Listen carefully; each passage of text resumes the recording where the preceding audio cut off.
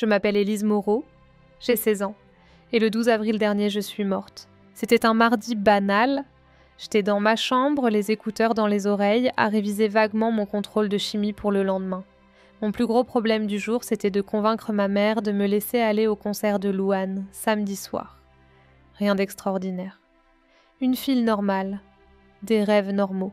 Je me souviens avoir pensé que je détestais mes cheveux ce jour-là. Je portais mon vieux sweat préféré, celui avec les taches de peinture que personne d'autre ne remarque sauf moi. Mon petit frère Louis criait dans le salon à cause d'un jeu vidéo. Et moi, j'avais juste envie de silence. C'est là que tout a changé. Une toute petite chose. Presque rien. Une bouchée. J'avais faim. J'ai attrapé un cookie fait maison, ceux aux noix que maman adore préparer. Sauf que cette fois, il y avait quelque chose dedans. Une noix de macadamia. J'ai jamais été allergique à quoi que ce soit. Jamais. Mais ce jour-là, mon corps a décidé de me trahir. D'abord une simple démangeaison dans la gorge. Comme un picotement. J'ai toussé. Je me suis dit que c'était étrange. Puis la brûlure est arrivée, violemment, comme si des fourmis de feu me rongeaient de l'intérieur. Je n'arrivais plus à avaler. Ma respiration était devenue saccadée, courte, sifflante. J'ai tenté de crier, rien, juste un couinement étranglé. Mon cœur battait si vite que j'en avais la nausée. Ma vision s'est brouillée. Mes lèvres devenaient bleues, mes mains tremblaient. Je me suis levée d'un bond renversant ma chaise. Je voulais courir, mais mes jambes étaient en coton, sauton. J'ai croisé mon reflet dans le miroir. Ce visage, ce n'était plus moi. C'était une version déformée, gonflée, terrifiée. J'ai vu les photos autour du cadre. Moi et Camille en train de rire insouciante. Une pensée m'a traversée, je ne les reverrai jamais. Puis le néant. Mes genoux ont cédé. Ma tête a heurté la moquette. Le silence m'a englouti. Un silence complet, profond, et pourtant, ce n'était pas la fin. Ce qui est étrange avec la mort, c'est que ce n'est pas ce que j'imaginais. Il n'y a pas eu de tunnel noir, pas de voix fantomatique. Non, il y a eu d'abord le calme.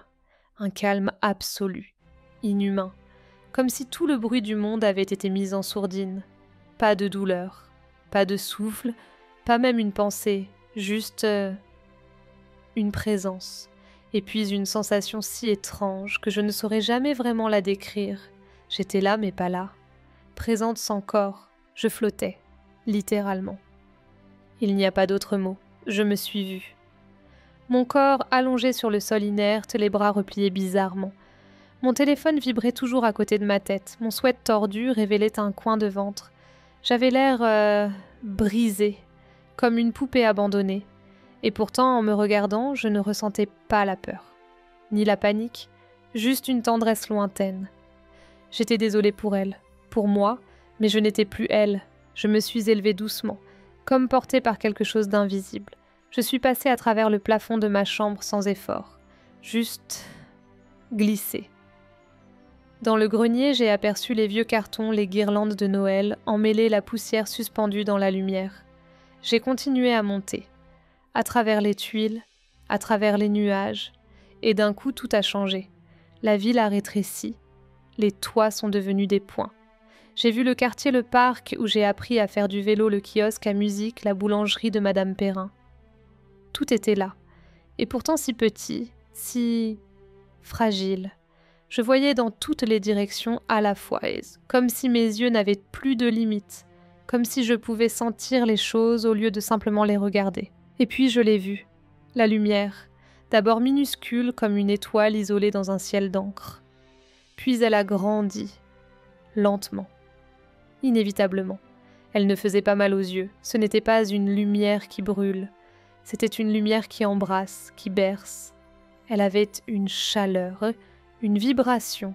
Elle me parlait sans mots. Elle me disait « approche ». Alors je l'ai fait. Je n'avais pas de jambes, pas de bras, mais j'avançais. Je devenais elle. C'est difficile à expliquer. Ce n'était pas comme marcher. C'était comme fondre dans quelque chose de bien plus vaste que moi. Et plus je m'approchais, plus je ressentais l'amour. Pas un amour humain, pas un amour romantique. Non, c'était plus que ça. C'était comme si chaque étreinte de ma mère, chaque rire avec Camille, chaque regard protecteur de mon père, Tout ça avait été distillé, amplifié, purifié. Cette lumière, c'était un cœur, un chant silencieux, un tout. Et puis je l'ai vu, lui. Il n'avait pas de forme humaine, pas vraiment, mais je savais que c'était une personne, une présence, un être, un père, un ami, une vérité. Je suis avec toi, ma petite.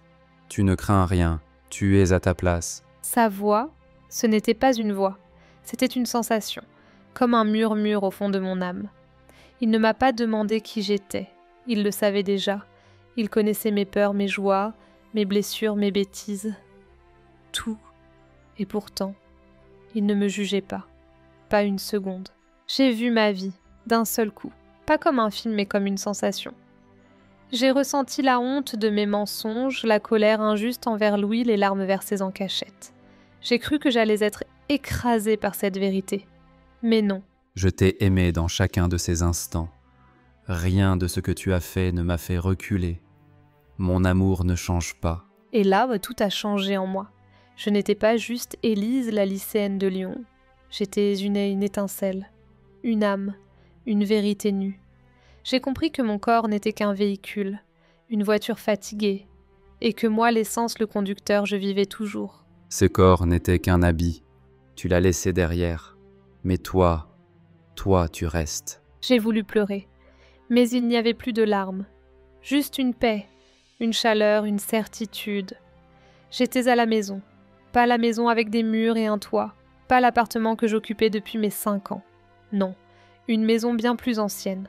Une maison éternelle. Et dans cette maison, je n'étais plus seule. Il m'a regardée et dans ce regard, j'ai vu quelque chose que je n'avais jamais connu auparavant. Une connaissance absolue. Une tendresse infinie. Il me voyait entièrement. Pas juste mon visage ou mes mots. Il voyait mes pensées les plus intimes, mes doutes, mes colères étouffées, mes regrets, mes secrets honteux. Et pourtant, il ne détournait pas les yeux. Il restait là calme, stable, vaste comme l'univers et proche comme une caresse. Il n'y avait ni accusation, ni distance, ni honte. Juste de l'amour. Un amour vivant, brûlant sans consumer. Je me suis sentie nue. Pas physiquement, mais spirituellement. Tout était mis à nu, et c'était libérateur. J'ai revu des fragments de ma vie, pas comme un film, comme des émotions compactées superposées. J'ai ressenti le froid du carrelage sous mes pieds, un matin d'hiver, les larmes dans la cour de l'école, quand on m'a humilié, la chaleur dans ma poitrine, quand Louis m'a serré fort après un cauchemar. J'ai ressenti aussi mes fautes, les petits mensonges, le moment où j'ai tourné le dos à une amie qui avait besoin de moi, la fois où j'ai souhaité ne plus exister. Et je me suis préparée à être jugée, punie, écartée. Mais ce n'est pas ce qui est arrivé. Je n'attends pas que tu sois parfaite. Je t'aime déjà comme tu es. Chaque faiblesse, chaque chute, chaque larme, je les ai vécues avec toi. Ces mots, non, cette vérité, elle a pénétré mon être comme un baume. La honte que je portais depuis des années s'est dissoute pas parce qu'on l'avait ignorée, mais parce qu'elle avait été guérie. Comprendre que quelqu'un que lui avait été là tout le long, même dans les moments les plus sombres, changeait tout. Je n'étais plus seule. Je ne l'avais jamais été. Il s'est approché sans marcher. Il était mouvement, lumière, chaleur. Et chaque battement de sa présence résonnait dans ce que j'étais. Il n'y avait plus de questions. Seulement des réponses silencieuses. Pas des mots. Des compréhensions entières données d'un seul coup, comme si tout ce que j'avais cherché à comprendre avait enfin un sens. Même la douleur, même la perte, même le silence de certaines prières. Tu croyais que je n'étais pas là. Mais j'étais dans chaque souffle, dans chaque attente, dans chaque non-réponse qui t'a préparé. Je n'ai pas pu retenir ce que je ressentais. Si j'avais eu un corps, j'aurais sangloté. Mais là, ce n'était pas des pleurs. C'était comme des vagues de gratitude, des larmes d'âme. Je me suis sentie acceptée. Vraiment, entièrement, sans masque, sans performance. Ce que je suis suffisait. Tu t'es tellement débattue pour être aimée par ce monde. Mais mon amour ne s'achète pas, il ne s'épuise pas. Tu l'as déjà. Je n'avais jamais entendu des mots aussi vrais. Ce monde nous pousse à courir, à plaire, à changer pour mériter un regard, un like, une validation. Et lui, sans que je ne dise un mot, me disait que j'étais déjà aimée. Tellement profondément que rien, ni le temps, ni mes erreurs ne pouvaient effacer cette vérité. J'ai compris que je n'étais pas là par hasard, que ce moment avait été prévu depuis toujours, que ce rendez-vous entre lui et moi était écrit. Et dans cette rencontre, il m'a montré que ce que je prenais pour des failles étaient en fait des portes, des ouvertures vers sa lumière. Ton cœur est blessé, mais c'est par cette blessure que ma lumière entre. Je ne voulais plus partir, je ne voulais plus redescendre.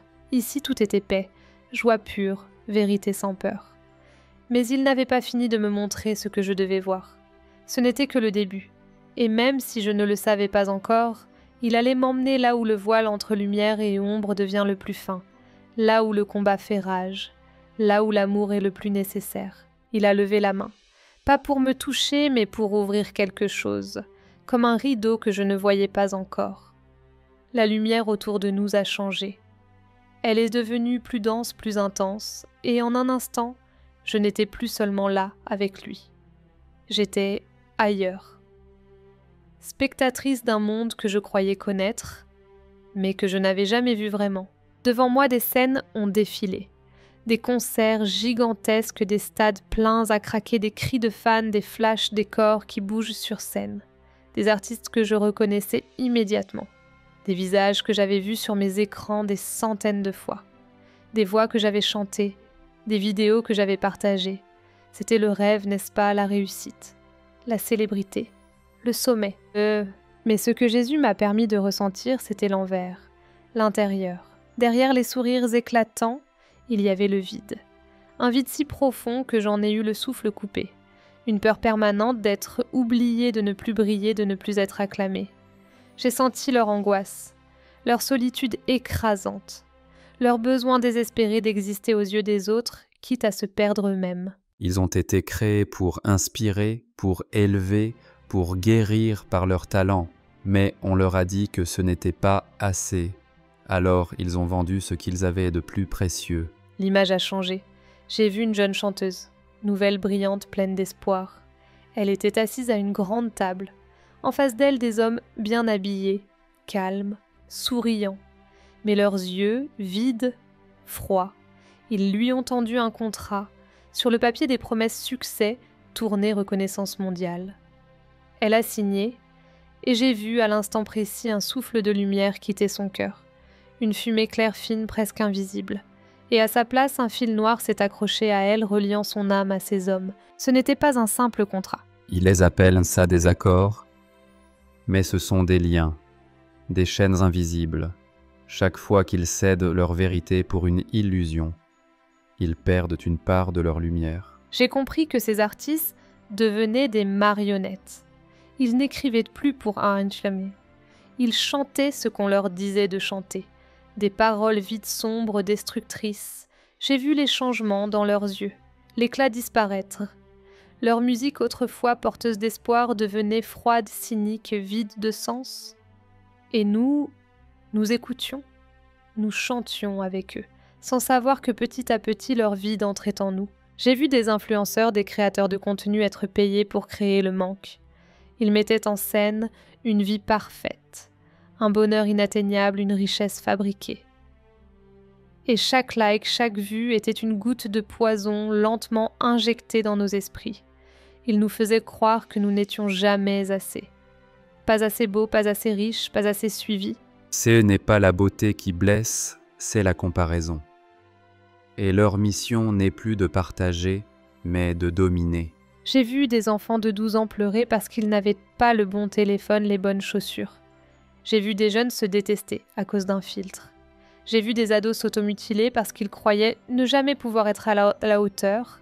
Et tout ça venait de ce que nous regardions, ce que nous écoutions, ce que nous appelions divertissement. La vision s'est élargie encore. J'ai vu les grandes productions, des films à gros budget, des clips ultra stylisés, et dans chacun d'eux, une graine était transformée, une glorification de la violence, du sexe vide de sens, de la trahison, de la cruauté, des rituels cachés dans l'esthétique, des symboles, des messages subtils. Ce n'était pas un hasard, c'était une stratégie. Le mensonge n'a pas besoin d'être crié pour être entendu. Il suffit qu'il soit répété assez de fois. J'ai compris que ce monde brillant n'était qu'un décor, une façade dorée cachant une misère spirituelle insondable. Et ceux que nous admirions, beaucoup d'entre eux étaient prisonniers. Certains savaient, d'autres non. Mais tous étaient liés à un système qui se nourrit du mal-être qui prospère sur nos insécurités. Et moi j'avais failli être l'une des cibles. Je m'étais déjà sentie trop grosse, trop nulle, trop différente. J'avais envié ces vies parfaites. J'avais chanté ces paroles toxiques. Et je ne savais pas que je me laissais contaminer. Le poison le plus dangereux est celui qui a bon goût. Ne te laisse pas séduire par ce qui brille. Ce qui est réel ne crie pas. Il aime en silence. À ce moment-là, j'ai ressenti une colère, une tristesse immense. J'ai pensé à Louis, mon petit frère. Combien de fois l'avait-il vu ces images? Combien de fois s'était-il comparé? Et moi, combien de fois l'avais-je laissé faire en pensant que ce n'était rien? Tout s'est figé. L'air autour de moi est devenu plus dense, plus lourd, comme si le silence lui-même retenait son souffle. Jésus ne m'a pas parlé tout de suite. Il m'a simplement regardé avec une tristesse si profonde que mon cœur s'est resserré. Et puis il a tendu la main encore une fois. Et le monde a basculé. J'ai vu une île, magnifique, eau turquoise, sable blanc, villa luxueuse au toit terracotta. C'était un décor de carte postale, un paradis en apparence. Mais dès le premier regard, j'ai senti que quelque chose n'allait pas. Ce n'était pas visible, c'était spirituel. L'air était saturé d'une énergie noire, oppressante, une douleur flottante, une terre maudite. Des avions privés atterrissaient sur une piste cachée. Des yachts arrivaient dans silencieusement nos ports et des visages connus en descendaient. Des visages que j'avais vus à la télévision, dans les livres d'histoire, dans les discours officiels. Politiques, acteurs, PDG, des noms respectés, des figures publiques, tous venaient ici. Mais pas pour se reposer. J'ai voulu détourner le regard. Quelque chose en moi savait déjà que ce que j'allais voir allait me briser. Jésus l'a senti. Il m'a protégée. Pas en me cachant la vérité, mais en m'enveloppant de sa paix. Il m'a permis de voir sans m'écrouler. Dans cette île, des choses terribles se produisaient. Pas à la vue de tous. Derrière des murs épais. Dans des caves dissimulées sous des villas luxueuses. J'ai perçu des cris étouffés. Des regards suppliants. Des prières silencieuses. Ce lieu est une plaie sur la surface de la terre. Ils l'ont créé pour dévorer l'innocence, pour offrir des sacrifices en échange de pouvoir. J'ai vu des rituels, déguisés en fêtes, en soirées mondaines, mais spirituellement c'était des pactes. Ils venaient ici pour signer un dernier niveau d'accord, le plus extrême. Celui qui demande non plus seulement leur âme, mais le silence face à l'horreur. Certains participaient activement, d'autres détournaient le regard, mais tous savaient. L'ennemi ne peut rien créer. Il ne fait que corrompre. Et son offrande préférée, c'est l'innocence. Il croyait obtenir de la puissance, une longévité, une place au sommet du monde. Mais en réalité, il s'enchaînait à une obscurité qui les rongeait lentement. J'ai vu des visages, des noms que je n'ose même pas répéter. Ils étaient liés à celui qu'on connaît tous maintenant. Epstein. Mais ce que les médias n'ont jamais dit, c'est que cette île n'était qu'un nœud d'un réseau bien plus vaste. D'autres lieux, d'autres élites, d'autres sacrifices. Et ce n'était pas de la fiction, c'était réel. Ils ont fait de l'innocence une monnaie, une valeur d'échange. Ils payent en souffrance pour monter les marches du pouvoir. J'ai vu des dossiers, des fichiers, des preuves, cachés, enterrés, détruits. Mais pas pour lui. Rien ne peut être caché dans la lumière. Et tout ce que je voyais, je le sentais aussi. J'ai senti la peur des victimes, le désespoir, le traumatisme éternel. J'ai senti que ce lieu n'était pas juste un scandale, c'était un autel, un temple d'un faux dieu, un trône du néant. Et plus encore, j'ai vu les chaînes invisibles qui reliaient les célébrités du monde, du divertissement à ce lieu. Des fils noirs comme des tentacules partant de cette île vers les studios, les plateaux, les concerts, les réseaux. C'était un système. Et tout était connecté. Ce n'est pas juste un lieu. C'est une structure. Un royaume dans l'ombre qui influence la lumière que vous consommez. Je suis restée sans voix, bouleversée, Mon esprit refusait de comprendre, mon cœur pleurait, ce que je croyais être des théories folles était en réalité bien plus organisé, bien plus spirituel que je ne pouvais l'imaginer. J'ai regardé Jésus, les larmes dans mon âme. Pourquoi personne ne parle? Pourquoi ça continue? Pourquoi ceux qui savent ne disent rien? Ils ont peur. Peur de tout perdre. Peur d'être détruits. Mais la vérité n'est jamais perdue. Elle attend celui qui ose la porter. Il y avait de l'espoir dans sa voix, même ici. Même dans l'endroit le plus noir que j'ai jamais vu. Il y avait une promesse, une lumière qui attendait. Et soudain, je n'étais plus sur l'île. J'étais revenue près de lui, mais je n'étais plus la même. Je savais. Et une fois que l'on sait, on ne peut plus faire semblant. Ce que j'avais vu devait être dit. Et bientôt, ce serait à moi de parler. Quand la lumière m'a ramenée hors de l'île, j'ai cru que tout allait redevenir paisible. Mais Jésus n'avait pas terminé. Il a posé sa main sur mon épaule, et soudain, une nouvelle vision s'est ouverte devant moi, plus proche, plus personnelle, plus insidieuse. J'ai vu Louis, mon petit frère. Il était assis dans le salon, seul avec sa tablette sur les genoux, il regardait une vidéo, un influenceur très connu. Celui que tout le monde imite, beau, arrogant, toujours en train de montrer ses montres, ses voitures, ses filles. En apparence, ce n'était rien. Juste un mec cool qui parle de succès. Mais j'ai vu plus que l'image. J'ai vu un filet de fumée grise presque invisible sortir de l'écran. Lentement, il s'est accroché au cœur de Louis, comme une poussière collante, une graine. Et dans cette graine, il y avait quelque chose d'infime, mais réel, un murmure, une idée. Ta vie n'est pas assez bien, tu n'es pas assez, regarde ce que tu n'as pas. J'ai voulu crier, l'arracher, le secouer. Mais je ne pouvais pas. J'étais spectatrice, et Jésus m'a regardée. Voici comment commence la guerre. Elle ne se fait pas avec des armes. Elle commence par des idées, des désirs, des semences de doute. J'ai vu d'autres enfants, d'autres ados, des milliers, rivés à leurs écrans. Certains riaient, d'autres scrollaient sans fin, d'autres restaient figés, hypnotisés. Et partout les mêmes graines. De l'envie, du mal-être, du mépris de soi. Ce n'était pas une coïncidence. C'était une stratégie. J'ai vu les contenus qui semblent anodins, drôles, tendances, mais qui petit à petit modifient la perception du monde de soi des autres. La normalisation de la cruauté. L'humour construit sur l'humiliation. La beauté réduite à des filtres. Le sexe vendu comme liberté mais vidé d'amour. Tout était parfaitement calibré, comme une perfusion lente d'un poison invisible. L'ennemi ne vient pas avec une armure, il vient avec des promesses douces, des choses que tu désirerais déjà, mais il cache le prix à payer. Et le prix, c'est notre paix intérieure, notre vérité, notre lumière. J'ai compris alors, le combat que nous menions ne se faisait pas sur un champ de bataille avec des drapeaux. Il se faisait ici dans nos maisons, dans nos poches, dans nos mains, dans nos yeux.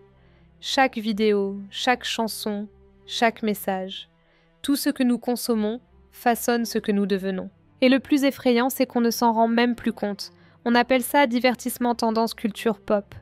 Mais ce sont des armes douces, des armes séduisantes, des armes qui font sourire pendant qu'elles volent ton espérance. Garde ton cœur, il est la porte de ton âme.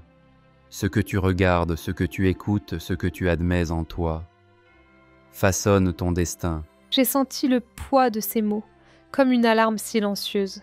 Ce n'était pas seulement pour moi, c'était pour tous ceux qui croient que cliquer ne coûte rien, que regarder ne laisse pas de traces, mais ça laisse des empreintes invisibles, profondes, durables. J'ai revu les visages de jeunes que je connaissais. Certains souriaient à l'extérieur, mais pleuraient à l'intérieur.